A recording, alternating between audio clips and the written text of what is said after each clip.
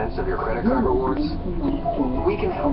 Introducing the BMO Cashback World of Visa MasterCard. Get 1.75% cash back on every purchase, every fare, every day.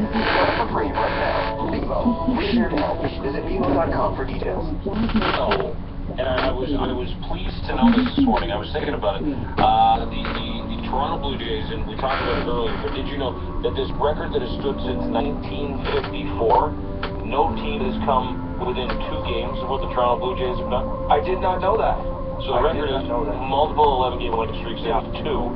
The record was set by the 1954 Indians, which Fabro talked about earlier, in 1954, which I said, that's like 61 years. That is a long time. So no one's that's how special this has been. Well, baseball is the one sport that, the other sports have teams that have like 800 winning percentages, right? Yeah. Baseball's always been, is that you play 10 games, you win 4, you lose 4, and the other 2 are the difference. Everyone's between 400 and 600, it seems, winning percentage-wise. And that's why going on a tear in baseball has way more cachet and way less frequent than the other sports. Yeah. And Charles Gatton, a writer for the Yes Network who covers the Yankees, tweets yesterday, so the Jays have their second 11-game win streak of 2015. This is a Yankee writer, right? This guy's such a blowhard. Somebody here at the station saw this tweet, and then we all retweeted it, and the Jays fans just jumped on it. It was hilarious. Charles Gatton, writer for the Yes Network, he tweets yesterday, so the Jays have their second 11-game win streak 2015. Without those 2 streaks, they're 10 games below 500. Essentially, the Red Sox. Oh, God. Typical Yankee dork. Oh, no, typical dork. I don't know, just whatever. I mean, like, seriously, what a loser. Like, in a sense, like, I'm not even, like bro, like, what? That's what you're doing now? You're scrutinizing all the other teams? Like that. Just because his teams lost 5 of 6 in their own line, and they basically handed the Toronto Blue Jays an 8-game lead in the AL East. So this guy gets all pissy and points out that if the Jays hadn't won 22 games in those 2 11-game win streaks, they'd be, but we can do math, right? Yeah. We understand how math works. You can't take wins away, especially if you, like, on earth goes, well, listen, they won 7 in a row, you take those 7 in a row away. 5 in a row, 6 in a row, 12 in a row, 20 in a row. For me, always a huge part for a team that 2 low-game streaks and sensitive to this one is great. This is a team with all the right moves, the acquisition that they have brought in. This team, from front to the back, pitching staff, guys that they brought in, Ben Revere, Josh Donaldson, Troy Nowitzki. This is a team, and I keep saying it as like a Blue sport, like a spokesperson for Toronto. This is a team that everybody has not since spring training up until the trade deadline. Like, oh, they're not gonna go all the way to it, but you look at them now. You got David Price. You can take a look at David Price. You got Mark Burley.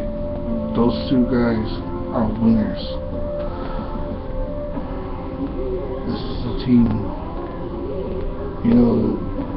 kind of like the old pick your poison. This is a team that will all the way. Wins are wins. They need less because they're in a streak. What are you talking about? The story more is the Yankees have been a pleasant surprise. Like they really have been. Given their team. Yeah. So you've done the media, you understand, you've worked in professional sports in major markets. In New York, they must be seething. They must be so pissed this morning. And not just this morning, but over the past 2 weeks, watching this lead evaporate. Maybe that's it. That probably would be it. It's a different market there, but they don't really get psyched. They normally get watches or coaches getting fired. They're relentless about certain things when they get on somebody. But man, chintzy. Yeah, and whether you win those games in a row, or you win 2, and then you lose 1, you win 3, you lose 1, you win 5, you lose 2. Like, I mean, a win's a win, right? But as far as I'm concerned, anyway, traditionally, that when you look at the column and you see the W and the L, they are what they are, no matter what form they come. You don't draw pictures with them. And it is different. I mean, clearly this is history making. As we're talking about the 1954 Cleveland Indians this morning, and yes, Bob Feller was on the team and early win. But yeah, shut up, Yankee. Like, you have 27 World Series titles. We have 2. Yeah. Let's have something nice. Anyway, Check if Lou Boudreau was on that team. Later. I'm running out of names though. 550, 21 right now, 29. Rain showers, thunder showers again. Jays went 4-2 yesterday, sweeping the Yankees. If you're counting, they haven't lost 11 in a row. There's a few sweeps. The Twins, the Yankees, and now the Oakland Athletics. Pardon me, the Yankees are in town today. We'll get David Price on over right now for time for sports you don't care about. Here's Johnny. Blood Delta Company's Argos update. Here's Johnny Aldrinowicz. Hey, Good morning. So we have anytime. I was just waiting to see if you wanted to start. Okay. Put my mic off! So we have the Argos are taking on Winnipeg tonight at 8 p.m. The Is it tonight? The Argos are taking on Winnipeg tonight. Did you get stuck trying to decide between this evening and tonight? Yes. Okay. So the Argos are 4-2. You know what's crazy is I knew that. The It wasn't Argos. just a misspeak. It was like he was really struggling. Do I say this evening or do I say tonight? Same thing. What time's the game? 8 p.m. Eastern? Yes. Okay. Write that down. So the Argos are 4-2 and Winnipeg's 3-4. Last week the Argos had their second come from behind the victory in the fourth quarter. Victory. They won 30-24. Second glory behind the victory. And the Bombers got blown out by Hamilton 38-8. Toronto's number 1 quarterback, Ricky Reyes, is still going to be sidelined until about September. He is off the 6-week injured list, but that's okay because Trevor Harris has thrown for over 1,800 yards this year with 14 touchdowns and 4 interceptions in 6 games. What do you like most about Trevor Harris's game this year? He's just faster than Ricky Reyes. He can get out of the pocket faster. That's an answer, I think. That New York guy just tweeted that if the Argos didn't have those 2 come from behind wins, they'd be 2-4.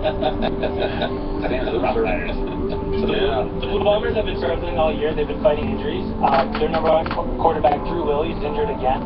He's going to be out for 6 to 8 weeks. So their season is pretty much done. They can't win with him or without him in the lineup. They're not a very good team. So I expect the Argos to win this week. Would you? They're on the road. Yeah. Yeah, I predict that. Would you expect the Argos to win?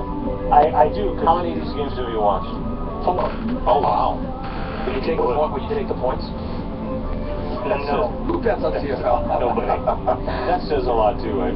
That he's watched 4 of those games. Yeah. Well, I have to do it for my updates.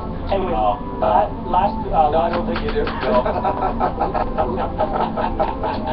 Last weekend was the Argos home opener, and the CEO of the Argos wrote a letter to the fans apologizing for the long waits because the fans they missed a chunk of the first quarter because they couldn't get in because they put the new security gates up. How many letters did he have to mail?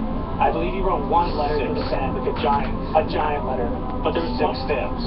There was just over 20,000 people there, and they said a bunch of them missed at least 5 minutes of the first quarter. No, you can say they missed it.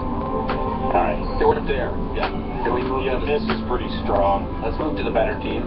Actually, no, the Argos doing great. How about Toronto FC, Johnny? What's happening there? So Toronto FC is going to be taking on the New York Red Bulls Saturday at 7 p.m. Yeah, their story this year. Yeah. Your guy's pretty good. Really good. Yeah. So he's going to do a game. We went to a game against Philadelphia. I was really impressed. Really impressed. He's phenomenal. So I like the lineups though. TFC's looking to bounce back from a 3-1 loss to Kansas City last week, and New York is coming off of a 2-0 win against New York City, where that brawl happened before the game. Yeah, quite the brawl. So once again, just proving how stupid New York fans, sports fans, really are.